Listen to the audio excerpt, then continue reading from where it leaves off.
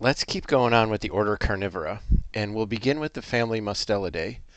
Now, I've broken these guys up for you in pairs because we actually have 6 members of the weasel family, or mustelids, here in New York State. So I'm not asking you to write this down. I just want to show you this. And we could break them down this way. We could break them down by size. So the 2 largest weasels are the river otter and the fisher.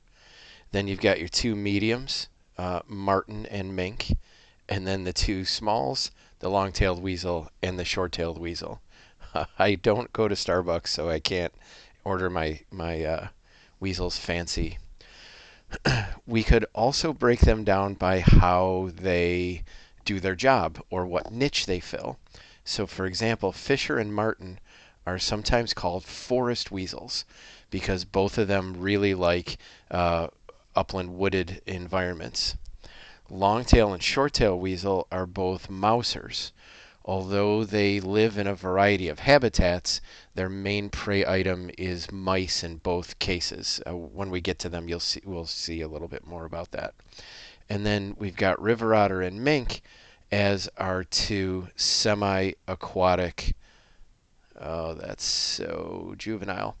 Semi-aquatic weasels. So I'm going to do river otter and mink with you right now, and then we will do the 2 longtail and shorttail weasel, and we'll do fisher and marten. We're going to break them up not by size, but basically by job. This is a river otter in a zoo. You can see the edge of his cement pool there, and this is a mink in the wild. We'll tell you the story about him when we get to him. If we had a look at all 6 of the skulls of the weasels of New York State, you can see the size breakdown. So here's the 2 biggest ones. And who did I say were the 2 biggest weasels? The river otter here, and then the fisher. And then you've got your 2 small ones, longtail and shorttail weasel. And then, just by the way I have them organized here, the 2 medium weasels aren't sitting next to each other. The marten over here and the mink down here in the bottom left. One characteristic that the weasels have is they tend to have the eyes sitting very close to the front of the face. So there's the 2 eye sockets, and look how short the snout is on the river otter. Here's the eye sockets for the mink, and look how short the snout is. Here's the eye sockets for the long and short tail weasels, and short snout. The fisher and the marten have the longest snouts of the weasels, even though they're still considered short. They're longer than these guys. These are the forest weasels. Remember I called them that? And they're nosing into holes, trying to get underneath logs. They need that longish snout compared to the other lifestyles of the other weasels. So we're going to spend a fair amount of time just on field identification. And I guess I want to be blunt with you guys and say that when I'm teaching this class in a normal semester where you meet me every Monday, Wednesday, Friday in that classroom where you met with John Faust every time and you had your seat that wasn't assigned to you, but you knew that was your seat and nobody better take it. We're pressed for time at this time in the semester, so I don't want to just add a ton of information to you just because I can sit here and videotape for hours and hours. So the main focus is a little bit of natural history, but making sure that you absolutely can tell these guys in the field. And I would say that both the mink and the otter can be confusing to people, even though they're so hugely different in size. Size is difficult to tell in the field. And often in a case like this, for example, you're not even seeing the animal very clearly. So let's take a look at an otter versus a mink. It's worth me telling you again that the size is incredibly different. So a mink, there's me holding a roadkill mink right there. Mink are about the size of gray squirrels. River otter can be 4 feet long. So you would think that would be enough, but I promise you size is deceiving in the field because you don't have something perfect to always judge them against. So what we're looking at here is 2 river otters, and they're both snorting at me. Look at how the nostrils are very flared out here. This is in Yellowstone National Park, and in fact, this is the Yellowstone River, and I found these 2 guys fishing. and they spotted me up on the bank up here, and so they're treading water. They're periscoping, as they call it. They're sticking their heads and necks up out of the water, and they're kind of snorting at me, trying to figure out what I am, see if I'm dangerous or if they can just continue about their business. And I'm going to pick on this guy, this closest one here. Look at how dark the top of his head is compared to the bottom part. So they have a throat and neck that's light in color and a top of the head that's very dark. That looks pretty bad. Let me erase that. That's what we call counter shading. Remember? Dark on top, light on the bottom. Otters show a very strong counter shading. Mink do not. Mink often have some white underneath on their chin, on their throat, down their body, but it's like a cow. Every pattern is different. So when I look at a mink, I do not see the strong upper and lower contrast that I do in an otter. Now, because their size is so different, their sign is easy to tell apart. When we're looking at a live animal that's swimming away from us, it's hard to judge size. When you're taking a picture of sign that's laying right there in front of you, well, much, much easier. So I did not take this picture on the left. This was a researcher in Letchworth State Park who gave me this. He was doing his PhD on the river otters in Letchworth. Great, great guy. And here's a mechanical pencil. You all know how big those are. So I could lay down a quarter and it would fit inside the track of a river otter. Now, all the weasels have 5 toes on the front and on the back, so I can clearly see all 5 toes. I clearly again see all 5 toes. And in the case of a few of these, I can even see the line that shows me the strong webbing. Do you see it here? I keep going back and forth. How about this track up above here? This track, I feel like I can see that line web throughout all of those toes. Same with this one. This one here shows some strong webbing. Notice that this one does not seem to show strong webbing. So just because webbing is missing doesn't mean it's not a river otter. The webbing sometimes shows, sometimes doesn't. Depends on what the substrate is like. Here's that roadkill mink, and look at how small his foot is. So his track, even if his toes would sprawl out, would be about 1 inch in size. If I laid down a quarter, it should cover up a mink track completely. Now, I did say these guys have 5 toes, and at first glance, maybe it looks like they've got 4. But here's the 5th toe. In my Con 113 class, when I teach that class, we talk a lot more about tracking. And I tell those students it's not enough to just know that weasels have 5 toes. You also have to know that one of them is a weak toe.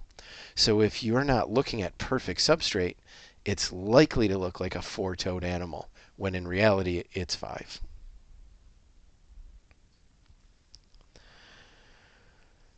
This not only shows the size difference, but also the coloration that I was talking about. Let's make sure everybody knows what I've got here.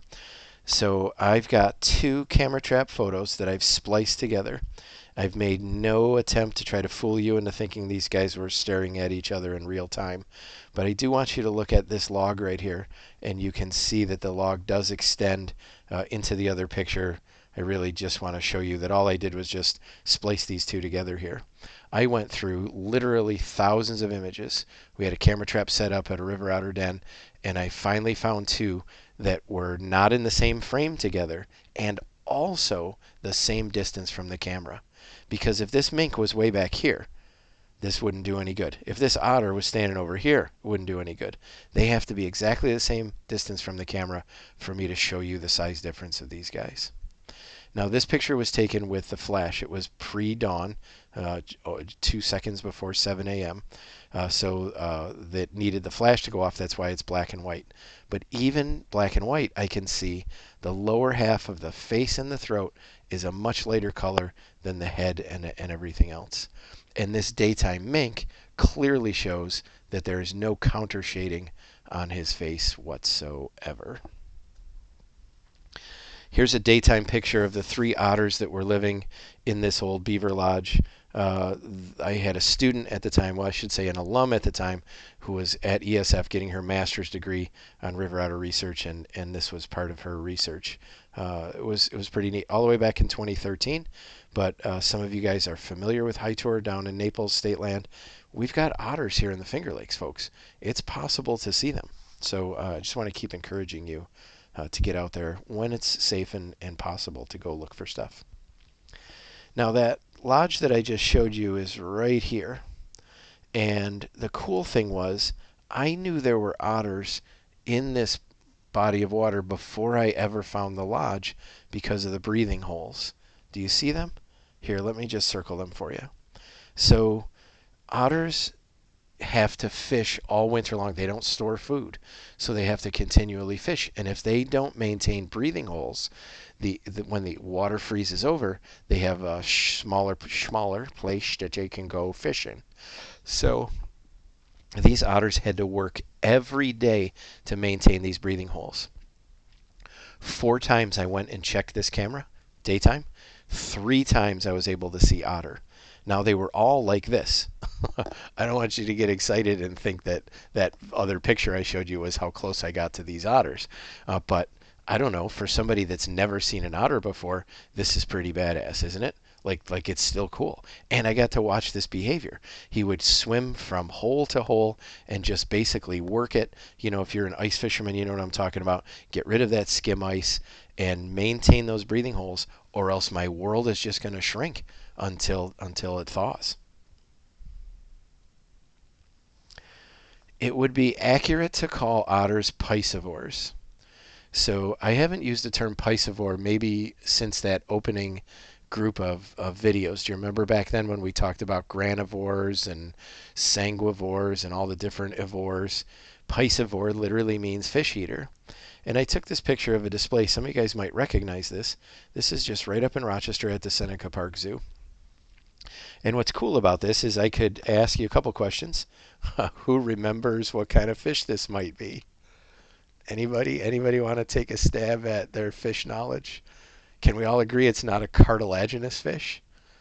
Cool. And I know some of you are saying the correct answer out there, but others need to be reminded that this 2 dorsal fins is a characteristic that might help you out. Okay, let's look at the stabbers in the front and the slicers in the back. So total carnivore tooth pattern. And as a good semi-aquatic mammal should have, look at how flat this head is. Just ridiculous. So that the eye, the ear, and the nose can be exposed. He can hear, see, and breathe, and have very much of his head above water. That's an excellent illustration of what an otter skull looks like. Now, just because I call him a piscivore doesn't mean he only eats fish. Fish are their primary prey items. I want to share this picture with you because this is the last river otter encounter that I had, the most recent one. This was 2 summers ago, sitting in a canoe, and I took this picture with my cell phone. That's how close this was. My wife and I were canoeing. She's the one that spotted. I was looking at some geese in the distance. She spotted 3 river otters up on this log on the right side here. One was an adult, and man, as soon as it spotted us, it took off. But the 2 young of the year, the two pups, they were much bolder and more naive, I would say. A little more curious what we were and a little less nervous that we were something dangerous. This is my very first river otter encounter, and this happened when I was a student at Finger Lakes Community College. When I was at FLCC, I took a trip in January that we commonly call the Florida trip. The course title is Unique Ecological Communities, and since I've been at FLCC, I've instructed that trip 5 times. In fact, I took students to Florida in January 2020, and if all goes well, we are planning a trip again in January of 2021. So think about that in terms of money and time as well as interest. So we were at this place, Corkscrew Swamp, owned by the National Audubon Society in Florida, and I actually identify this otter by hearing it first. So I'm walking on a boardwalk trail, and I hear, And as someone that just hates it when people chew with their mouths open, I was a bit mortified. But I knew this was an animal of some sort, so I go sneaking down the boardwalk to try to get closer. And it was an otter catching gar. And I'm sure you can't identify this fish just by this, but you see how long the body looks. You know what gar are like. He would catch this gar and he would eat it head first. So he'd chomp it down and then swallow it. And he's basically barely chewing, right? Taking a whole fish, turning it into big chunks so that he can swallow it. He would get all the way to the caudal fin, just that little bit of a tail, and he would drop it into the water. Like, not eating that. I'll eat the head, the eyes, the guts, the brains, the spine. Tail, nope, that's disgusting. Well, I don't really think it was a disgust issue. I think it was by the time you just get to that caudal fin, there's literally no meat on it. It's going to pass through my body without any nutritional value, so I might as well toss it.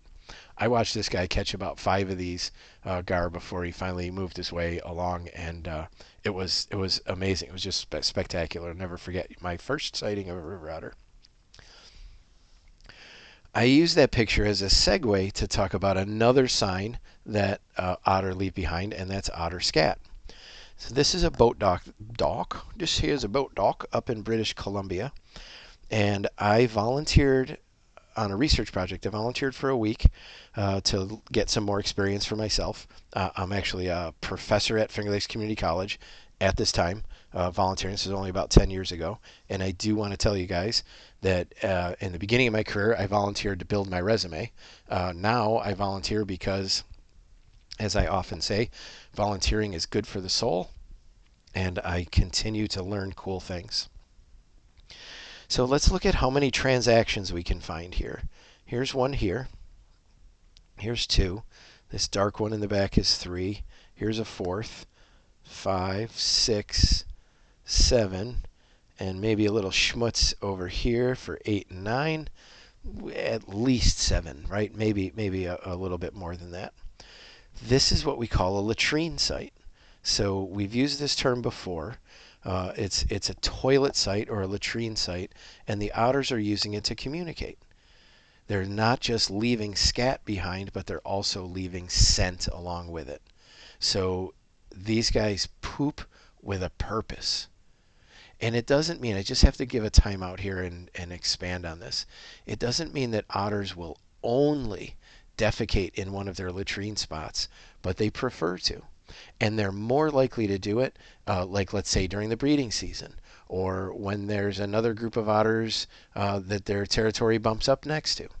So it's a way of signaling. And I do want to ask you why we've got 2 basic color patterns here. We've got dark and we've got light. And if you look at those, it might seem to you that it's just a different in diet. I don't want to be indelicate, but depending on what you eat would depend on what your color your poop would be. So that's a logical conclusion. In fact, what you're looking at is the dark ones are fresher. The dark ones still have poop in the poop. Digested material. All that dark material is all the fecal matter, the digested stuff. The white stuff are all the fish bones and fish scales that did not get digested.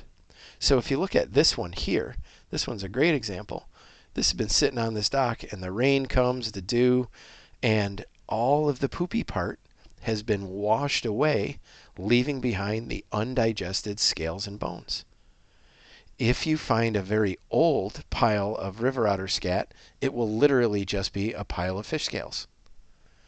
Much like an old bear scat might be just a pile of seeds, because all of the digestive material, the poopy part of the poop, will all be washed away. I'm not saying all the germs are. I'm not discussing how sanitary any of this is. I just want to make sure everybody understands it.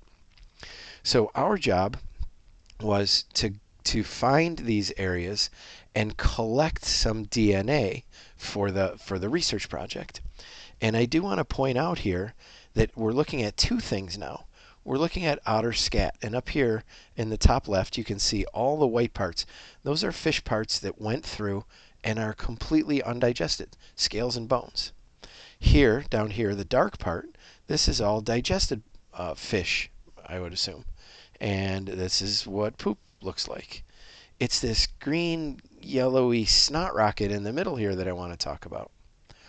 Otters produce something in their intestines that's called jelly. Some books call it otter jelly. And it really is a gelatinous type material. It looks like slime. And the best theory that anybody has is that they create this to line their intestines as the bones and spines go through. It coats their intestines and stops them from being injured. Well, that's a great idea, and I can't say that that's wrong. I just find it interesting that I don't think there's another animal in the world that's ever invented this. So otters have created this jelly-like material. I hope this picture's not grossing you out. To probably protect their intestines. Well, if I want to collect otter DNA, I could collect this big morsel on the right here and hope that some of the skin cells on the otter's intestine sloughed off and are stuck to this. But 99.9999% of this, what's sitting here, is the DNA of the prey items it ate. But the jelly is made entirely by the otter. So the jelly is 100% otter DNA. So that's what we were there to collect. And unfortunately, DNA breaks down in heat. So this is my grossest picture of the day for you. Not this one, the one coming next. Um, uh, the woman who was in charge of this, I had to call her over and ask her, is this one heated up too much? Because it's got like a skin on it, like pudding, you know? And so she broke it open. And when she broke it open, it was all jelly still on the inside. And she said, "Oh no, we can collect that." And the reason I'm showing you this is I just want to show you the consistency. Yeah, gross, I know. Look at how yellow this is. I have found otter scat that has been green, has been clear, has been white, has been yellow. So it does change, and I do believe that's with diet. So we would collect it, put it in these sampling jars, and then keep them stored in our cooler. And then the woman who was doing the research for her master's degree, she tested for individuals. She wanted to know how many otters were there. She wanted to test for pollutants, and then she wanted to test for hormone levels to see if these otters were being stressed because we were in a very busy seaport. At the time, my daughter was in ninth grade. This was, I guess, the summer before her ninth grade.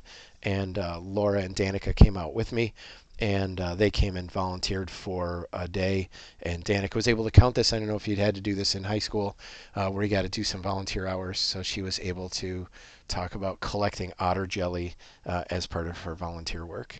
Notice the British Columbia mountain range in the background. Just absolutely fantastic. And I saw a ton of otters. I saw more otters on this one trip than I saw ever in my entire life before that. So that was pretty cool.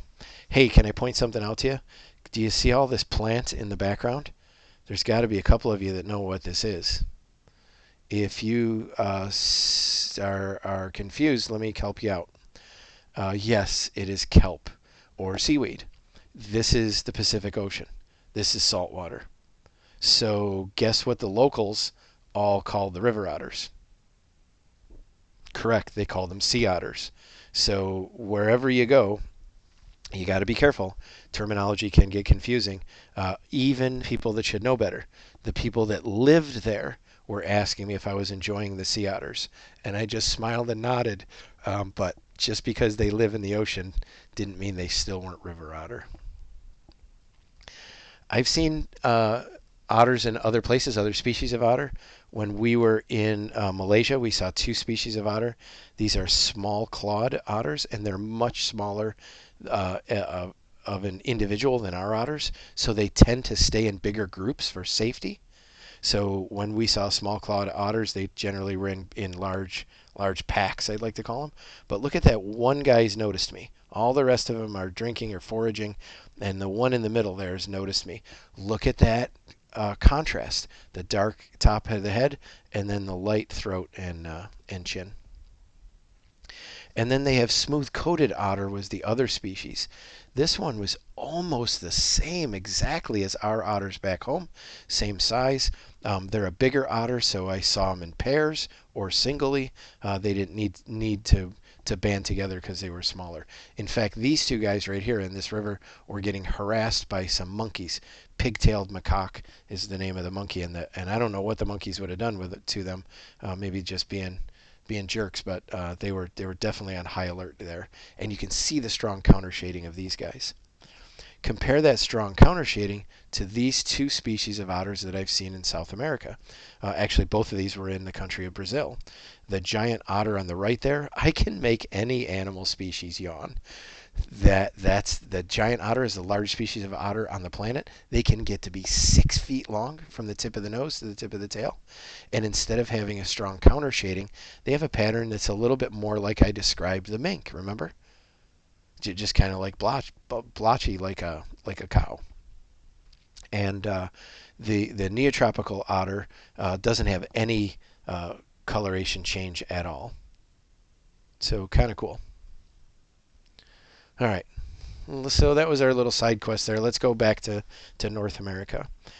I'm in Canada right here when I took this picture, and not too far from my home here, maybe a three hour drive. We're still on Lake Ontario.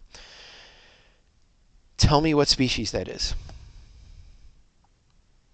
And I'm going to tell you it's either a river otter or a mink. So if you are thinking it's some other thing, you got to go with river otter or mink. Are you going to say mink because you think that's what I want to hear? Like, don't just say something because that's what you think other people are going to say. Because quite honestly, I would get tired of the peer pressure. This, in fact, is a mink, though. A lot of people have a hard time telling that it's a mink because it looks so big in this picture. When you compare it to the tire, think about how far away the tire is compared to this. And you don't even know if this might be a big truck tire. You know, it doesn't have to be a regular car size tire. But this, in fact, is a mink. And I know that because I was able to get this close to him. Look how close I got to this mink. Look how tiny he looks in this picture. So this was another thing, like I showed you with the grizzly bear in Yellowstone. When the animal changes posture, when you change your position, you often can get more of an indication of what's what. There's that white on the chin, the white going down the throat, on the body. He's even got one white glove here, a little Michael Jackson style going on, all the way down to his vent here. So this is very typical of mink to have these blotchy white, but most of the time it's completely hidden.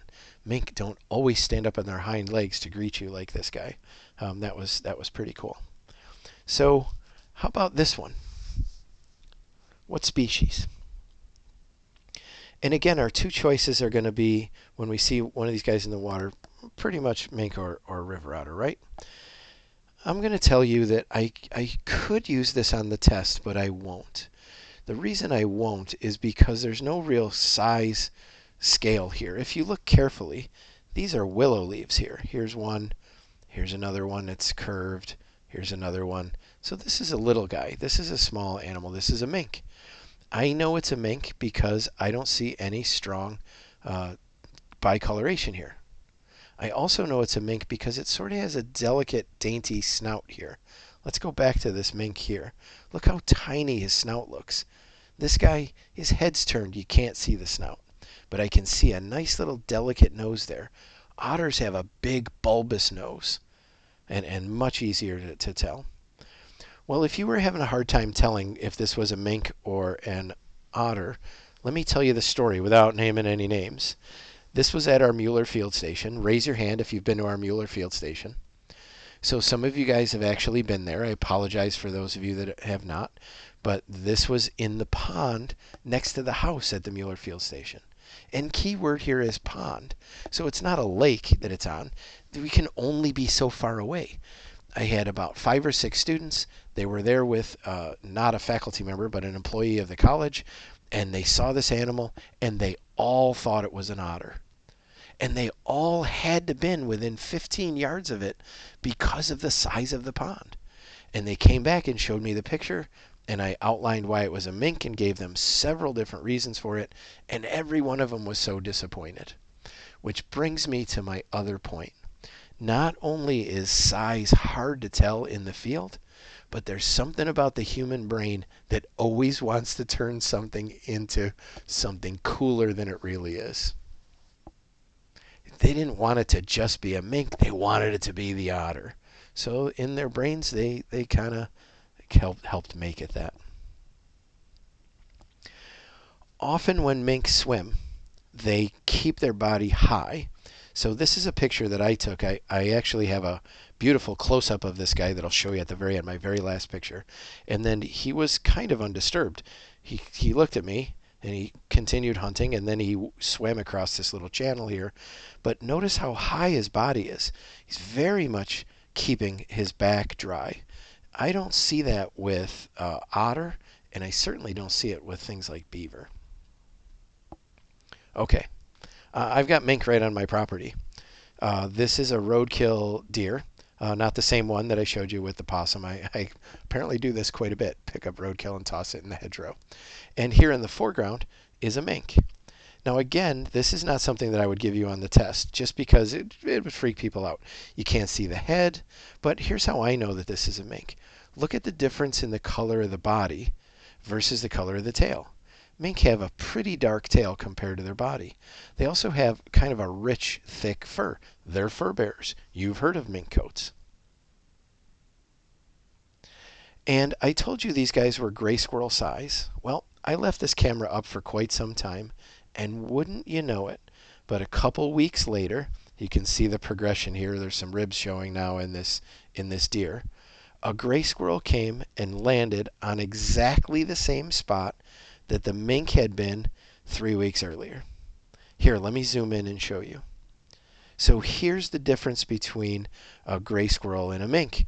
Not much size difference, but certainly a difference in the quality of their tail, the quality of their fur, their normal colorations. And then let's look at the time. And the day after Christmas, 6 a.m., it's still dark. You would not expect a gray squirrel to be active at night, but you would expect a mink to be. Hey, here's one more. So not too far away from that exact spot, but many years later, this is in 2018, I got a picture of a gray squirrel and a mink. And do you see how seamless this looks? How the color looks exactly the same? That's because these two photos were only 90 seconds apart. So the gray squirrel was here first, and just luckily, I got a picture of him just off of the spot where the mink was going to be 90 seconds later.